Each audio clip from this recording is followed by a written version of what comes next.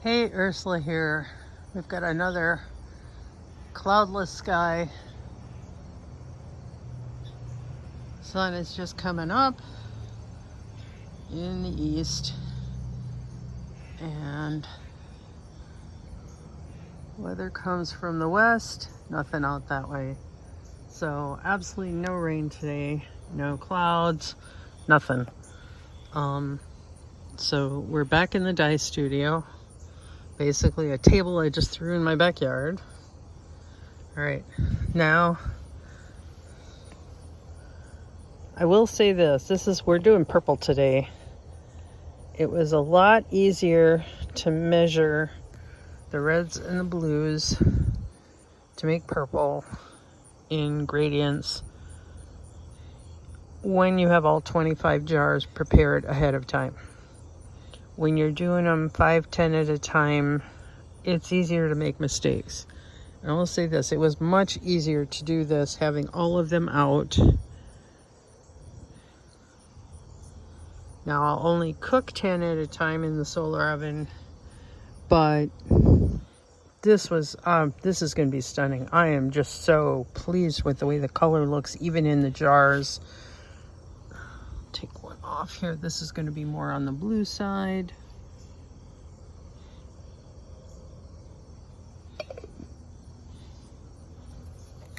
And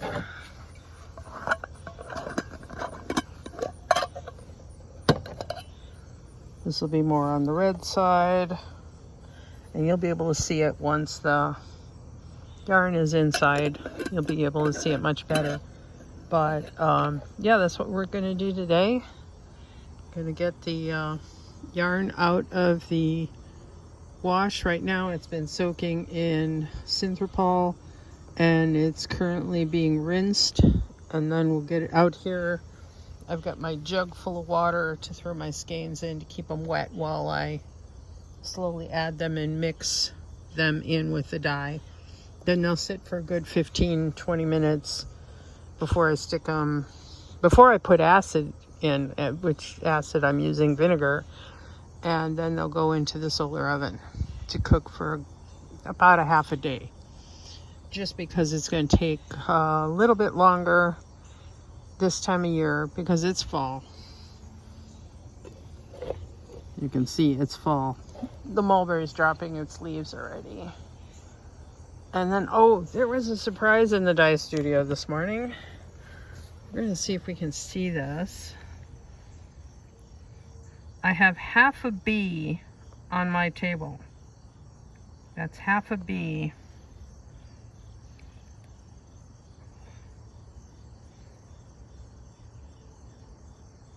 So, without further ado, I'll get busy and get dyeing.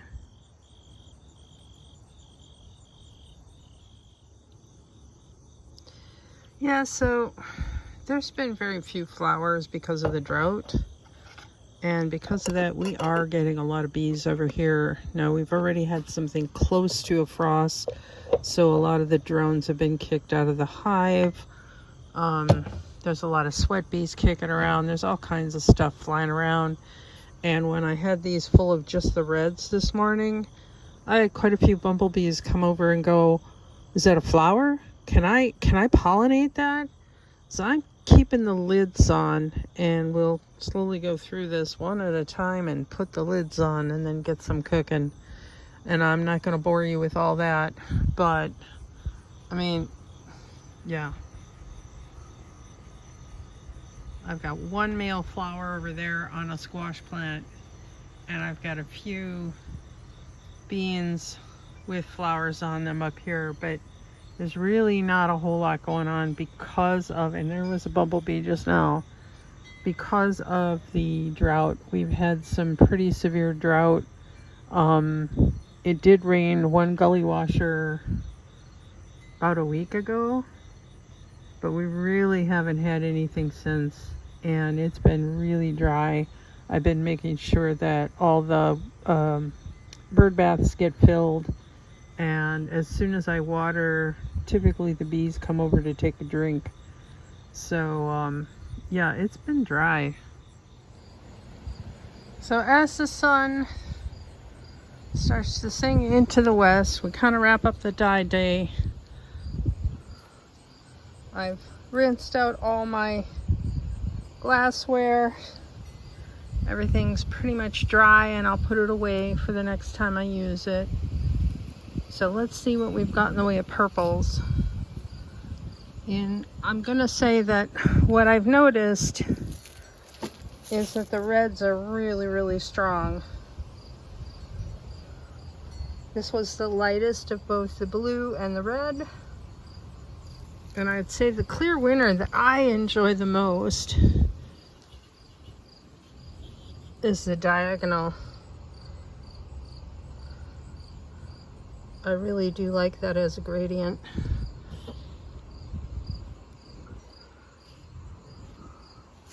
And then this is the strongest color, but the sun is also really strong right now, so it's hard to get a really good appreciation for it. The one with the most blue is almost a periwinkle.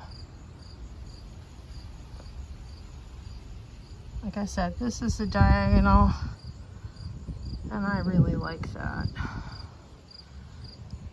And then the reds, when you add just a little bit of blue, because they're so strong, basically get an ox blood. And that's pretty stunning by itself. So quite a variety of color here. I'm going to get these inside for the night and get them all skeined up so they'll be ready for the show.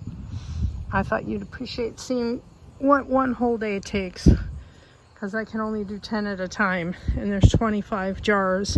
So I do 1 through 10, and then I do 11 through 20, and then I have to do the last 5.